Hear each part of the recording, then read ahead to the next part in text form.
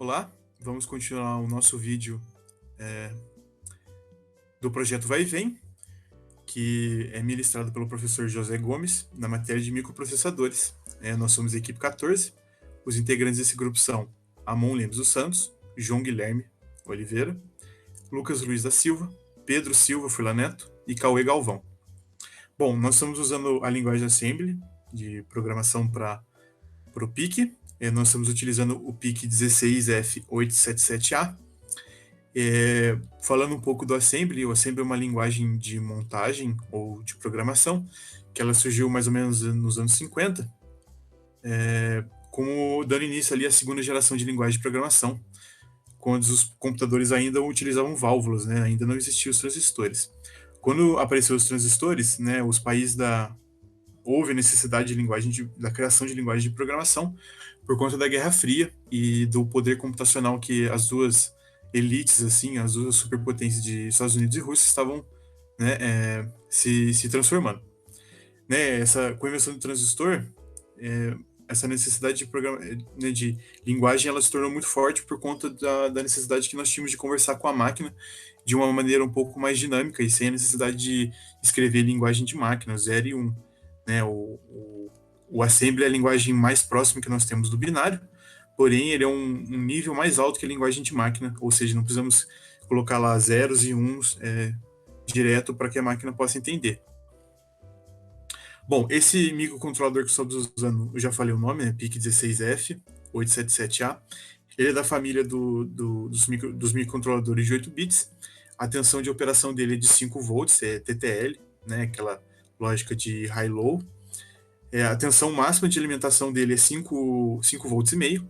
Ele possui 33 entradas e saídas digitais, ou seja, as outras saídas de alimentação não contam, são 33 para entrada e saída. Ele possui 25 mA de corrente de saída. Ele tem uma memória flash de 14,3 KB e possui 8.192 instruções para armazenagem do código. Ele tem uma RAM de 368 bits e uma memória ROM de 256 bits. E a velocidade do clock dele vai de 0 a 20 MHz. Como eu falei, ele é um microcontrolador da família de 8 bits e núcleo de 14, fabricado pela Microchip Technology. O número 16 significa que ele faz parte da família mid-range, que é um microcontrolador da família de 8 bits, e significa que ele pode ler palavras de até 8 bits. O núcleo interior dele é de 14, mas ele só consegue ler 8 bits, perdão. A letra F indica que o tipo de memória do microcontrolador, que é tipo de memória flash. Então, cada linha de memória é uma palavra de 14 bits. Os 6 últimos números, né, 877, nos permitem identificar precisamente o PIC, nesse caso é um PIC do tipo 877A, que é só para indicar o tipo desse microcontrolador. Agora, falando um pouco da empresa que produz esse microcontrolador, que é a Microchip Technology, ele é uma empresa norte-americana de semicondutores, né? Ela tem sede no Arizona, lá nos Estados Unidos. Ela é fabricante de vários microcontroladores PIC, né? Como a gente sabe. Circuitos integrados de memórias e circuitos analógicos. Circuitos de controle e de interface. Então, boa parte daqueles circuitos de automação e placas de automação possuem chips dessa empresa. Ele é muito grande nesse ramo e ela tem outras subsidiárias também, mas a principal atividade dessa empresa é realmente a produção desses microchips. Agora, falando um pouco, voltando agora para o nosso projeto, eu vou falar um pouco das definições. Aqui nas definições nós usamos o define para definir os bits, né, dos ports que a gente quer. A gente está usando esse key, ele é para ser, né, a variável que a gente deu de certa forma para uma tecla. Esse FDC é para chave fim de curso, o BIP é para o buzzer. Nós temos o LED verde e o LED vermelho, o motor 1, o motor 2 para os dois estados do motor e o control do motor como se fosse o enable. Bom, com o define, quando nós usamos o define, nós definimos o port, né, o bit em que ele vai estar ligado. Então não há necessidade depois de a gente ficar chamando ele pelo port ou por outra coisa. Se a gente definir ele pelo define, toda vez que nós chamarmos ele pelo quando nós usamos a sintaxe, né, do assembly como call, a gente não tem necessidade de chamar ele pelo port. A gente poderia também usar aquela função do assembly, que é EQU, para atribuir um valor, né, para esse port, mas não há necessidade, porque se a gente usasse esse comando, haveria necessidade de nós declararmos o port e provavelmente o programa depois ia dar alguns problemas, porque nós estamos usando o define, que define para todo o programa, para todo o escopo do programa, esse port, esse bit. Bom, essa é a minha parte, eu vou passar para o próximo. Eu sou o Pedro Filaneto, vou falar sobre as configurações do PIC. As configurações do PIC, por que a gente faz essa configuração, né? O PIC ele possui regiões de memória no qual a gente vai ter que utilizar para definir o funcionamento dos componentes que a gente vai estar usando no projeto, né? E indo para o código, na primeira linha do código a gente seleciona o banco 1, a gente faz a seleção no banco 1, e em seguida a gente move um valor, uma constante, né? No caso é 00 hexadecimal, que é 0 binário, normal, para um registrador W, que é o registrador work. E é isso. Indo para a próxima linha do código, a gente vai pegar esse registrador work e vai mover para algum port ou algum lugar, né? No caso, ali vai ser o 3B. Certo? É isso. Em seguida, a gente vai fazer o mesmo comando, só que agora a gente vai usar uma região da memória para poder definir o TRIC, né? Seria a seleção dos ports C como entrada, né? Que aí, no caso, a gente vai definir o fim de curso, que é um componente que a gente usou no projeto. A gente faz o mesmo esquema, a gente move o 10 hexadecimal para o registrador do work e do registrador do work a gente move para algum tipo de, de componente e essas coisas. Né? O registrador seria como um intermediário entre a memória e o componente, né? Indo para a próxima linha, né? A gente vai fazer a mesma coisa, só que agora a gente vai passar 20 hexadecimal, uma outra região, para o registrador W, e do registrador W a gente vai passar para o 3D, que seria a definição do botão como entrada, né? E em seguida a gente usa o BCF, né, para selecionar o banco 0 de novo, certo? Essa aí foi as configurações. Bom, meu nome é João Guilherme de Oliveira e eu vou falar sobre a situação inicial do motor e um pouco do programa principal. Bom, a gente vai começar aqui pela situação inicial do motor, que aqui ele vai mover esse valor em hexadecimal para o registrador W, nessa primeira linha. Depois ele vai copiar o que está nesse registrador W e mandar para o port B. Daí ele vai pegar esse valor, esse outro valor 5B em hexadecimal, esse daí é o último estado, ele vai copiar e mandar para o registrador. Certo, esse daí é a situação inicial do motor. Agora o programa principal. Primeiro ele vai setar o bip e depois ele vai chamar o delay. Que o delay, mais pro final, a gente vai aprofundar no delay. Tá. Agora ele vai limpar o bip e vai limpar o controlador do motor. Depois ele vai setar o LED verde e vai setar os dois LEDs, sendo o LED verde anodo comum e o LED vermelho catodo comum. Daí agora ele vai Ele vai testar a chave, o key. Ele vai testar para ver se é 0. Se for 0, ele vai pular de linha. Se for 1, ele vai ficar ali testando. Vai ficar num loop. Mas daí depois ele vai para tecla.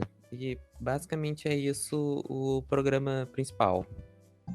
Bom, meu nome é Lucas Luiz. Agora eu vou continuar um pouco do programa principal. Agora, depois de a gente verificar a tecla, né, para ver se o programa vai começar ou não, a gente vai resgatar o estado do motor que a gente guardou no registrador especial lá atrás. E aí a gente vai mover esse valor para o porte B e a gente vai fazer uma alteração nesse valor lá no porte B. A gente vai setar o bit de controle do motor.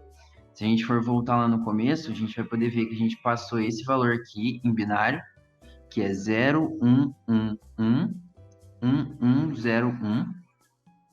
Os bits que são mais importantes aqui são o bit 0, o bit 1 e o bit 7, já que o bit 0 é um sentido do motor, o bit 7 é o sentido contrário, e o bit 1 é o controle do motor, que é o nosso enable. A gente vai setar esse bit aqui como 1, nessa parte de resgatar o estado do motor. E depois a gente setar esse bit, quer dizer que o motor vai começar a funcionar, certo? Porque o enable foi acionado. E depois disso, a gente vai ligar o nosso LED verde, né? Porque já que o LED verde ele é anodo, então ele vai ligar quando você passar 0 para ele. E é o contrário para o LED vermelho. Então, o LED vermelho é catodo e quando você passa 0 para ele, ele desliga.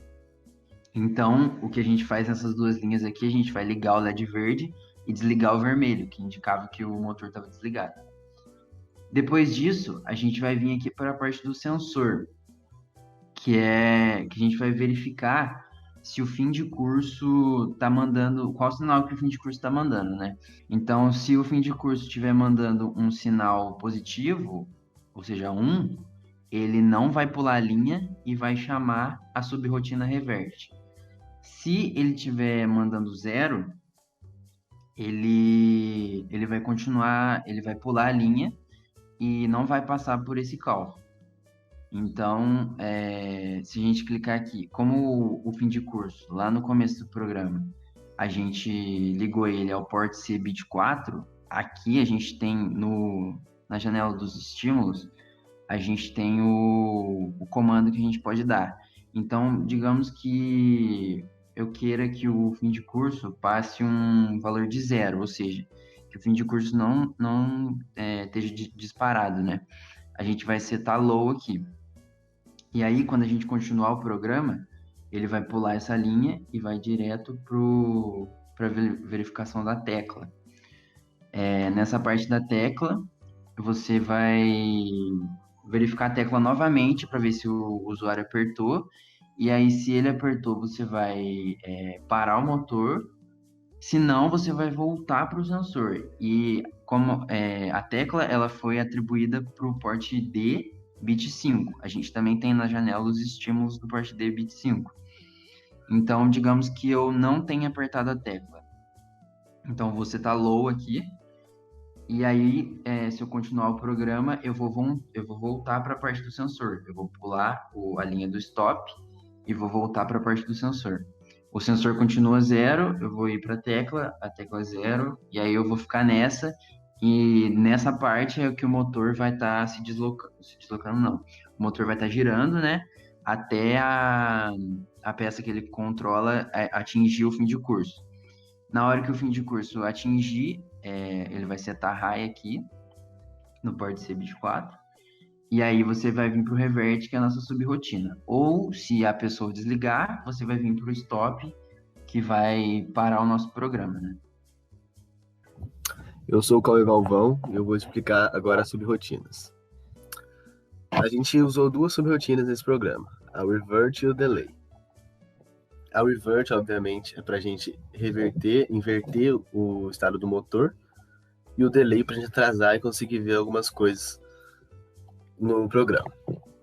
Então, começando aqui na subrotina Revert, a gente primeiro vai mover o registro através do comando movefw. E assim a gente vai resgatar o estado do motor para a gente poder alterar ele. Depois, na segunda linha, a gente vai inverter o estado do motor usando os registros que o senhor nos passou e usando também o comando shorelw, que é um comando exclusivo de literal com W. E na terceira linha, a gente vai mover o W para o registro. E assim a gente vai atualizar o programa desse novo estado do motor que a gente está dando, esse estado invertido. E agora, mais uma vez, a gente vai mover o W para o registro, ali no comando movewf, e assim a gente vai salvar esse estado novo, esse estado invertido, no registro geral.